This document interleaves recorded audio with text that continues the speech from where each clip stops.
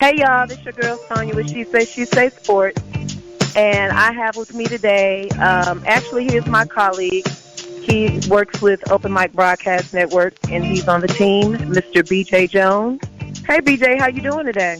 Hey Sonja, how you doing? I am doing well. Although you're a part of Open Mic, you're new to my show, so tell the listeners a little bit about yourself.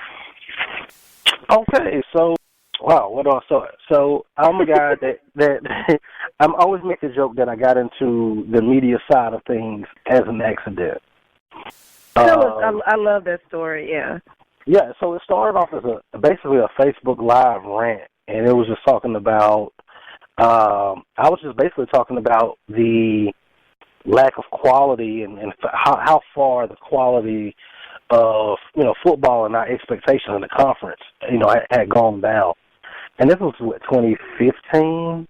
Mm-hmm. 2015 I did this. And then, once I did that, Keisha Kelly of the Black College Experience, just like, hey, do you mind, just coming on my show? I'm like, okay, cool, And then I came on, and people started asking, like, hey, are you that coach guy, on again? And, it kind of grew from there, and right. From there, I kind of just started writing. I started writing for College Sports Journal during the 2017 season. Okay. And then, just start doing Facebook Lives every week, and I start to get a following. And then next thing you know, I was with HBCU Game Day. Wow. Doing columns and, being on, that went from doing columns to, being on the, the No Huddle show and doing work for them. And, Carlos is another, person who really kind of sought me out early. So Carlos Brown, shout out to him. He started having me as a regular on his show. Mm-hmm. So it's just like, different people just kind of saw something different in me that I didn't necessarily see, because I've always considered myself, a former player, a guy that played, a game of football and as a coach. I'm 34 years old, and most of my years on this earth, I've either played the game of football or coached it. Wow. And I kind of attacked the media thing from that standpoint. My goal is to try to get, Joe Public to understand the ins and outs, the Monday through, Friday of the game, and not just know what happens on Saturday or Sunday. Exactly. So, and it's something that's been contagious and a lot of people like. So that's great. So did you meet Mike through Carlos? How did you get with Mike and Open Mic?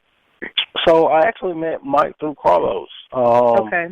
I went on Carlos' show, and Mike, kind of asked Carlos, who was this? Who was this? This guy that you have coming on? And Carlos told him, and Mike did something that was very big to me. Mike said, hey, I wanted to reach out to Carlos to ask him, was it okay for you to come on my show? I just didn't want to just, and I thought that was just huge of Mike, just by doing it. And Mike has really helped me out because from a media standpoint, I'm a sponge. Everything that I know right now, I've learned from the people who have helped me. And Mike has helped me out tremendously, whether it was, right, how you deliver your, top 5 list, or, making sure you give this amount of content. And Mike has helped me out tremendously. So, just sitting down talking to Mike when I had an opportunity, and, I told Mike, hey, I kind of want to grow what I do and do it on, a larger platform. Mm-hmm. He was, open arms. So, I owe a lot to Mike Prince. I think the world of Mike Prince. I do too, even though he works my nerves. He is a stand-up guy. He really, everything that you've said, ditto, I 100% back it up. He has truly been an angel for me regarding this show. He believed in me, and everybody know my story. Charles Bishop actually introduced me to him, and I told him what I wanted to do, and he was like, let's go. and it's been like rolling ever since, and I'm so thankful to him. He's always teaching me, and I guess because I'm the only woman out of the crew of open mic, he has to be a little more easier with me, even though he's not easy with me, if that makes sense. So, but he does it from a place where, it's like I have to just, not go so edgy with her, and he still teaches me, and I appreciate that more than he ever knows, and I tell him all the time. So, shout out to Mike Prince. Thank you so much for both of our opportunities. We really, really appreciate it. But this show is not about you, Mike, so we're going to keep moving on. He's going to get me. So I have to talk about, before we get started with our topic, I just met BJ and Carlos last month, actually, when we were at the Celebration Bowl in Atlanta. And so BJ, he was my point of contact. I got to Atlanta a little later than they did. So he was my point of contact, and Mike got us in touch. He called me when he got into the parking lot. I was waiting on him. So, of course, I'm a woman. I'm a girl, and I have lots of things. I have purses, makeup. Excuse me, sir? Lots. I have lots of stuff. I have a coat. It was and it was raining. So it was raining that day. It was freezing cold. So I have a coat. I have an umbrella. I have everything, just all this stuff, cell phone, cords, everything. So when BJ meets me, I was like, do you think it'd be okay if I don't have a clear purse? And he was like, well, since you're with the media, you should be fine. I said, well, you know what? I don't want to take a chance, because if they turn me around, I'm just going to, I don't want to walk that far. So I was like, do you mind if I put my things in your backpack? He was like, no problem. Well, I wasn't paying attention until I started unzipping the backpack, and I was like, oh, my God, is this a Southern Jaguar backpack? What the crap? And he was like, yeah. And so, of course, we went through the Jackson State Southern thing for a moment. However, I got over it because I needed that Southern Jaguar backpack for my things. So, thankfully, it carried my things very well, and he was such a gentleman. Thank you so much, BJ, for being kind to me that day, because you didn't really know me, but I appreciate it. So, all right, we're over that. I don't think that you did a great enough job of describing this jacket. When your audience hear jacket, they take it all, jacket, just no. What are you trying to say about my coat? Ladies and gentlemen, this coat was extravagant. Oh, my gosh. Elegant coat. I mean, it takes Charles Bishop to explain this wasn't no everyday coat. This wasn't, I'm going to run down to Burlington and grab one of these. It was my sportscasting coat. Look, Miss Stamps had on the coat where everybody just assumed that she was somebody. Yeah. That coat, that's, hey, that coat was above a lot of people's pay grade. Hey. DJ, did it turn some heads?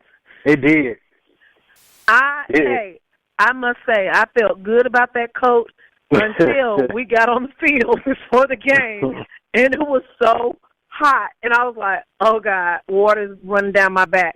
And Charles and DJ, of course, are cracking up. And I'm like, help me. It was just like, it was too much. But, yeah, my coat, it was really nice. That was my sportscasting coat. Hey, I'm going to get one like that one day.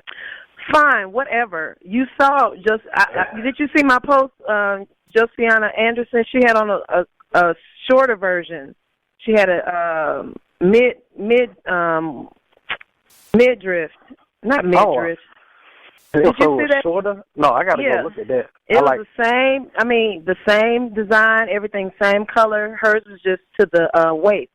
Okay. I put who wore it best. I don't know, because Miss Anderson in my mind is my wife. Oh, my God. In my mind. Yeah. Well, you know what? Well, I see now she will win. Anytime she's on the four-letter network, I am all in. Well, apparently, I already know who you'll say who will win the Coke contest then, but that's not true. I don't believe it. But seriously, let's get to the NFL playoffs. BJ, Saturday, and I'm in shock with a couple of the games on this past weekend. 49ers and Vikings, that was not a shocker. Actually, the two games I called Saturday was the 49ers and Baltimore, the Ravens. So, I'm like, absolutely, they're winning, no big deal. 49ers, they did what they needed to do, took care of business, got the W. But the Ravens, what happened? What happened? I mean, you had a football team that I think it seemed like they were out of rhythm all of last week. Right. Then week 17, they rested starters. Now we're talking about 3 weeks since this team has been full go. And there's a difference between rest and rust. And this football team had a lot of rust. And it showed. And one of the things that really stood out in the football game was the Baltimore defense made errors that they usually didn't make. Usually their defense is hard to run Absolutely. Against. Right. Derrick Henry, who to me has been an MVP candidate all year if you look at the way he's going. Oh, yeah, he's a beast. Oh, my gosh. But the way he ran the ball on Saturday was remarkable. The two deep passes that they gave up was, they're just guys falling asleep. You're lining up to stop the run, and you get a guy that gets behind you. Right. But offensively, there was a lot of empty calories. So yes, Lamar Jackson had 500 yards total offense. Mm-hmm. But when it came down to when it mattered, they couldn't generate any points. And Lamar Jackson usually does a great job of playing within the system. But on Saturday, it looked like he took the mantra of, I'm going to be the MVP. I'm going to try to, to pull this thing out. Like, you can't reverse field on the 4th and 1. Right. If the sneak's not there, it's not there. You can't reverse field. So, I mean, there were some things that they did that were uncharacteristic from what they've done all year. A lot of the haters are going to, Lamar Jackson's haters are going to come out and say, I told you. But no, it's just his second playoff game. He's a young man. He's 22 young. years old. 22 years old. And he just turned 22. Right.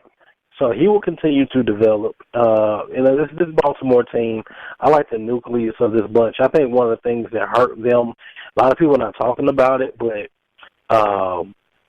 Mark Ingram being out really hurt that football team offensively. Right. Because they didn't have another reliable back. So that hurt. So hated to see them go, but you gotta like what the Titans are doing right now.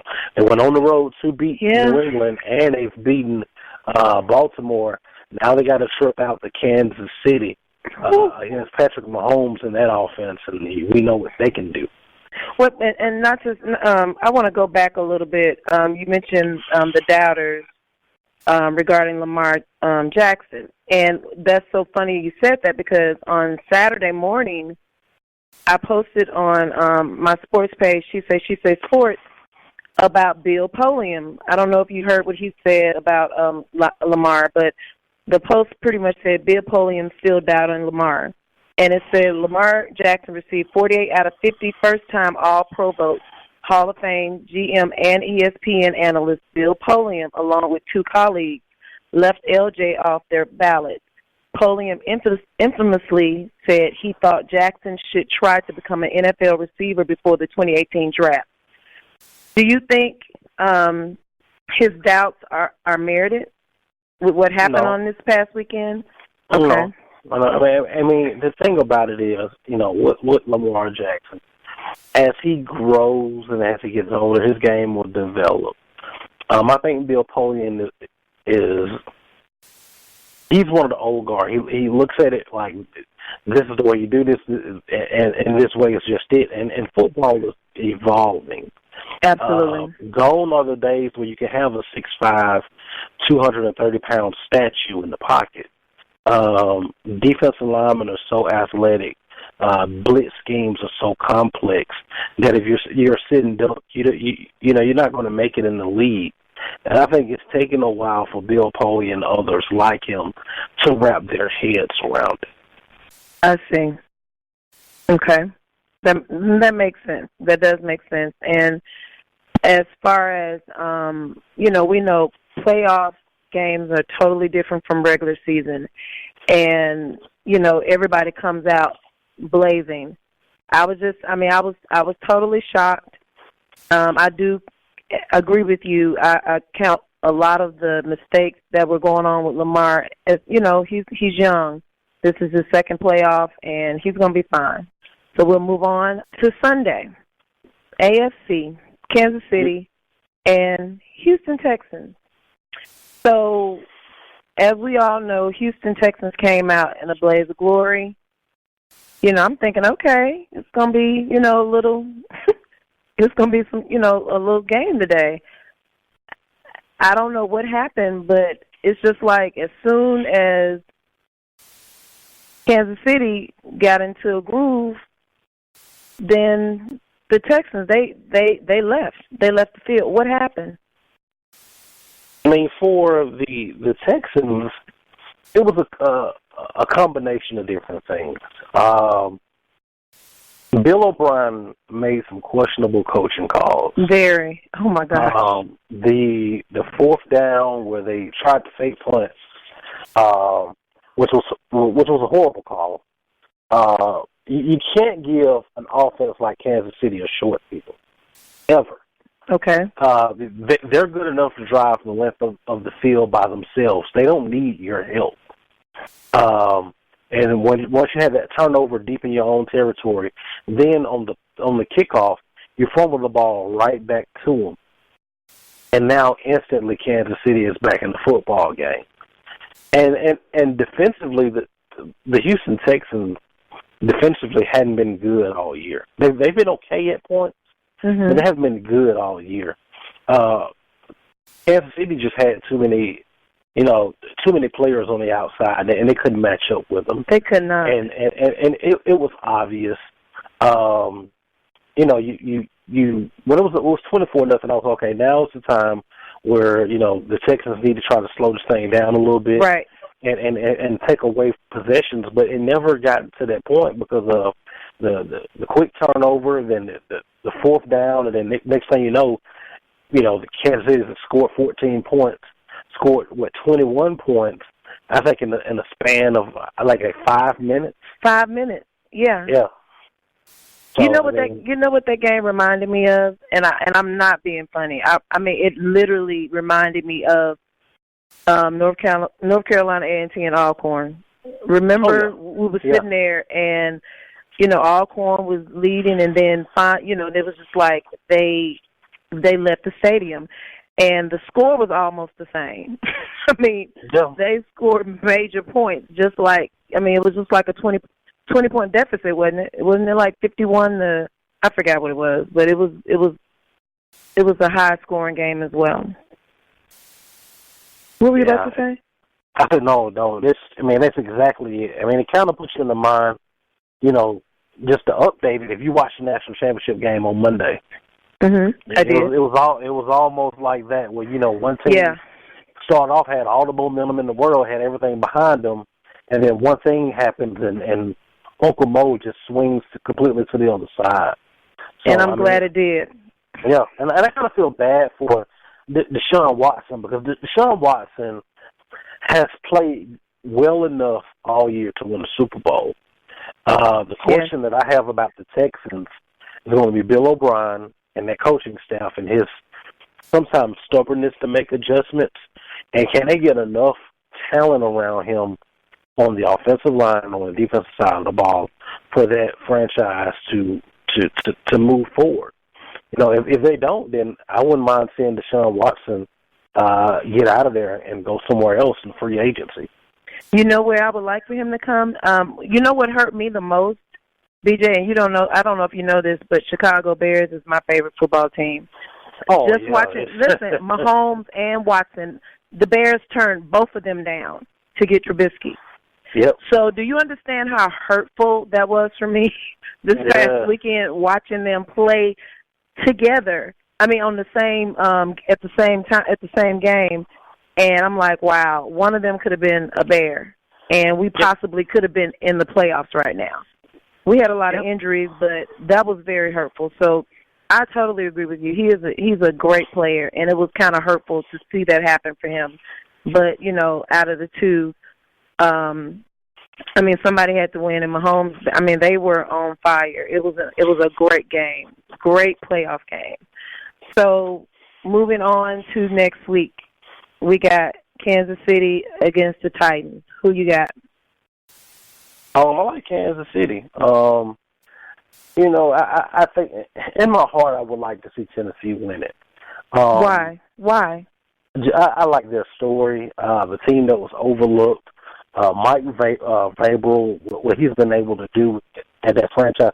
People forget this, but Tennessee is one of the few franchises in the NFL that's had 4 consecutive winning seasons. A lot of people overlook Tennessee. I know we joke about the Titans for being the kings of 8-8 when Jeff Fisher was there, and that mantra has still lived on.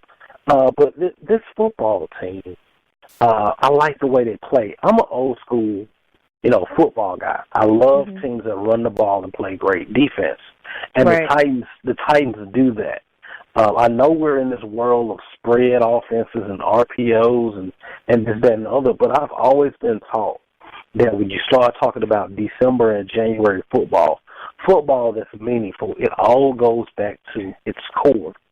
Can you run the football, and can you stop somebody from running it? Tennessee does both. Kansas City is explosive. They have gotten better defensively. Tyrann Mathieu has been a great addition for that football team in the secondary.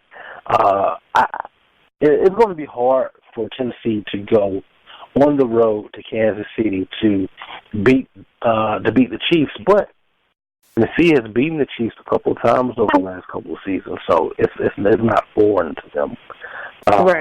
My heart says, the Titans, but just looking at it, I just think the Chiefs in that building might be a little bit too much for them.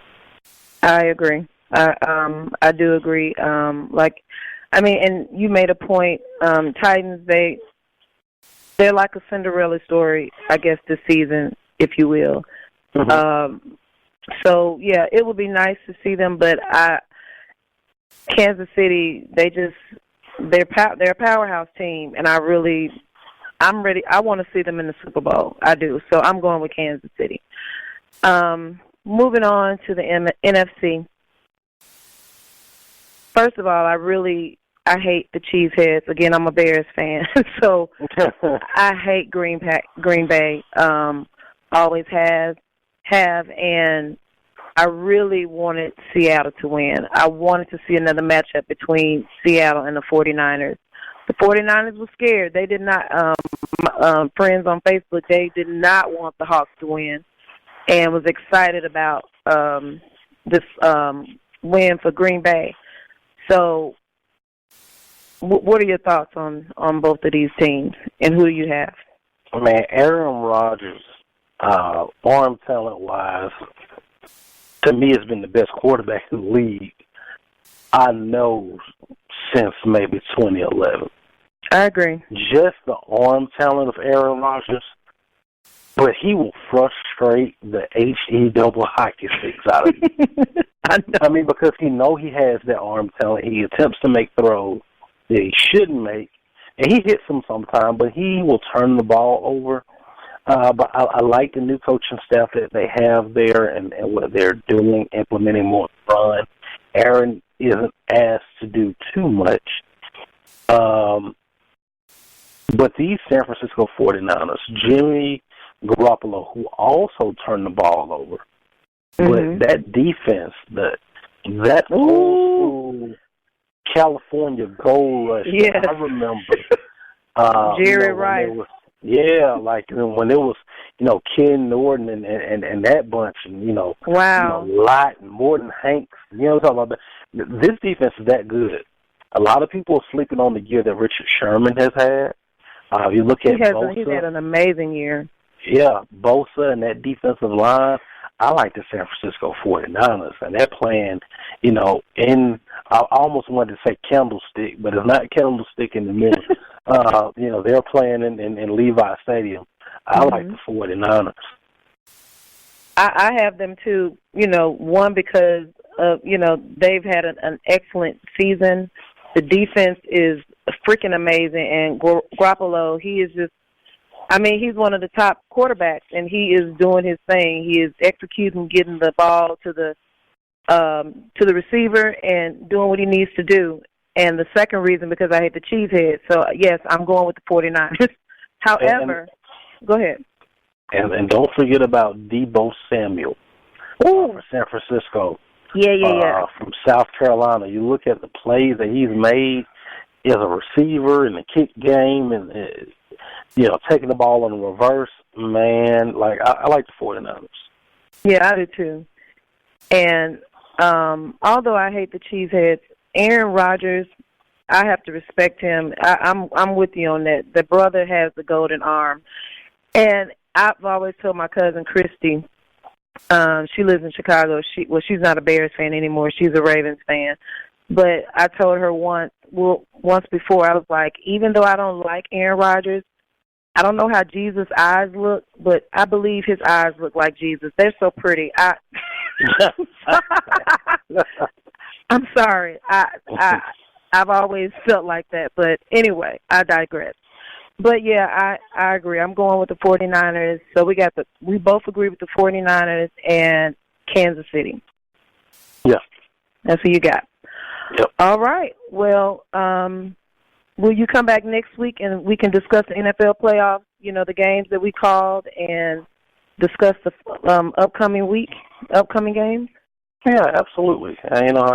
Thank you for even welcoming me in. So I appreciate it.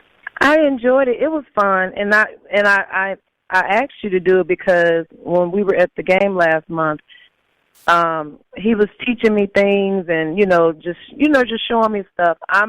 Although I have a master's in sports administration and I've been watching sports all my life, I'm still learning. I'm still a student, and I'll always try to learn as much as I can, especially from people that I value what they have to say, and I respect it. So even though we just met, you were really giving me some good information. So I was like, I'm gonna get BJ to do this show with me, and it's been fun. I'm glad I did. Oh, well, I'm glad that you did. Yeah. You want to give out information when you your page or get some? Oh yeah, absolutely. If you're on Twitter, you can find me at Inside HBCU Football. You'll see me talking a lot about HBCU sports in general. I get a few jokes off every now and then there. Also Facebook, you can find me at BJ Jones, or my business page Inside HBCU Football. A lot of things to talk about that have happened over the last couple of days. We're talking about the big announcement at Alabama State that they put out on today. FAMU nabbing a big transfer. The saga of Noah Johnson, does he end up out of the transfer portal? Caleb Newton, another one of those guys. So a lot of things that you'll see me talk about the next coming weeks. But that's how you can find me. I think I'm going to follow you. I'm not following you on what is it? Inside HBCU? Is that it? Inside HBCU Football. Okay, yeah. Well, I'm going to follow you after we hang up. Cool. Yeah. I didn't know about it. I only, we're friends on. I'm BJ Jones' friend, but not inside HBCU Football. So, okay, awesome. Well.